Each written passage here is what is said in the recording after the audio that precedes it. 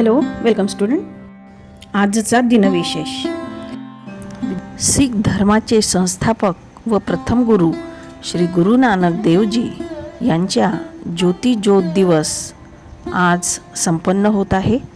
त्यांना कोटी कोटी नमन. त्या अनुषंगाने मी तुम्हाला गुरु गोविंद सिंगजी यांच्याबद्दल एक कथा सांगते. सिखांचे 10वे गुरु गोविंद सिंग लहानपणापासून वैराग्य भाव बाळगून होते. सर्वसामान्य मुलांसारखे ते कोणत्याही गोष्टीचा हट्ट करीत नसत. अध्ययन आणि ईश्वराच्या स्मरणात त्यांना आनंद येत होता. असे आचरण बघून त्यांची आई यांना आश्चर्य होत असे. एक दिवस त्यांच्या आईने त्यांना सोन्याचे कडे घालून दिले, मात्र दुसऱ्या दिवशी ते नाहीसे झाले.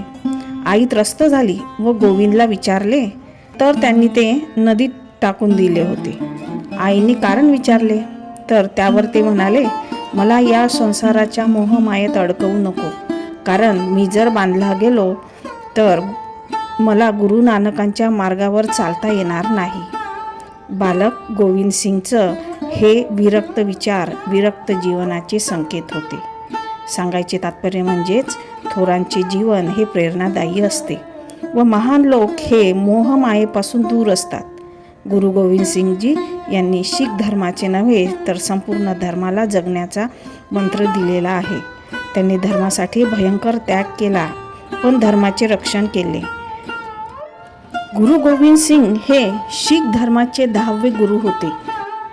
त्यांनीच खालसा ट्रेडिशन सुरू केले व प्रत्येक गुरूंना एक वेगळी आयडेंटिटी दिली.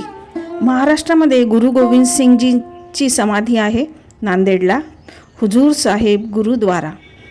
याचा मला सार्थ अभिमान आहे. धन्यवाद.